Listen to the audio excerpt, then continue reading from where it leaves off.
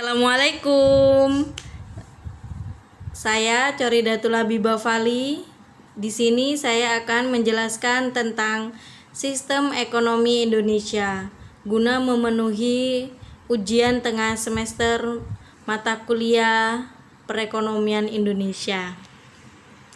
Di sini saya akan menjelaskan tentang apa sih pengertian sistem ekonomi. Sistem ialah sekelompok bagian-bagian yang bekerja secara bersama untuk melaksanakan suatu maksud. Di antara komponen yang satu dengan komponen yang lain merupakan satu kesatuan yang saling mempengaruhi. Jadi, apabila salah satu komponen tidak berjalan, maka akan mempengaruhi komponen lainnya sehingga tujuan sistem tersebut tidak tercapai. Menurut para ahli yaitu Sheridan 1998, sistem ekonomi ialah cara manusia melakukan kegiatan ekonomi untuk memenuhi kebutuhan atau kepuasan pribadinya. Sistem ekonomi sendiri ialah sistem yang mengatur perekonomian suatu negara dalam rangka mencapai tujuan negara-negara tersebut.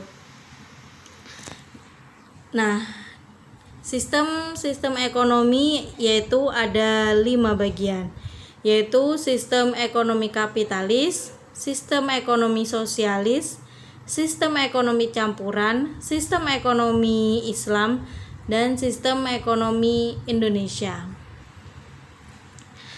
Di sini saya akan menjelaskan tentang sistem ekonomi kapitalis. Menurut Sanusi 2000, sistem ekonomi kapitalis adalah sistem ekonomi di mana kekayaan yang produktif terutama dimiliki secara pribadi dan produksi terutama dilakukan untuk dijual. Adapun tujuan kepemilikan secara pribadi ialah untuk memperoleh suatu keuangan atau laba yang cukup besar dari hasil menggunakan kekayaan yang produktif. Dalam sistem ekonomi kapitalis yaitu 1. Mekanisme harga dan pasar sangat dijunjung tinggi demi menjalankan perekonomiannya. 2. Semboyannya ialah life is alone. 3. Sifat individualis. 4. Prinsipnya yaitu setiap orang menerima imbalan berdasarkan prestasi kerjanya. Kemudian yang kedua, sistem ekonomi sosialis, yaitu kemakmuran individu adalah kemakmuran bersama. Kepemilikan merupakan kepemilikan bersama. Ajaran sosialis yaitu tahap komunisme awal, tahap perbudakan, tahap feodal, tahap kapitalis, tahap sosialis, tahap komunisme.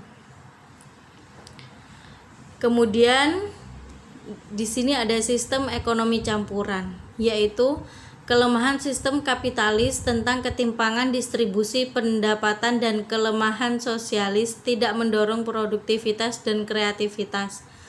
Mekanisme pasar, kelonggaran hak-hak kepemilikan untuk mendorong produktivitas dan perencanaan ekonomi untuk upaya pencapaian cita-cita masyarakat adil dan makmur. Kemudian sistem ekonomi di Indonesia yaitu sistem ekonomi sebagai alat pencapaian tujuan bersama. Kriteria sistem ekonomi yang baik yaitu daya tahan dan daya adaptasi. Dan yang kedua yaitu unjuk prestasi. Ciri-ciri dari sistem ekonomi Pancasila yaitu peranan negara penting tetapi tidak dominan. Dan yang kedua, sistem ekonomi tidak didominasi oleh modal dan tidak didominasi buruk. Masyarakat memegang peranan penting. Dan yang terakhir, negara menguasai bumi, air, dan kekayaan alam. Demikianlah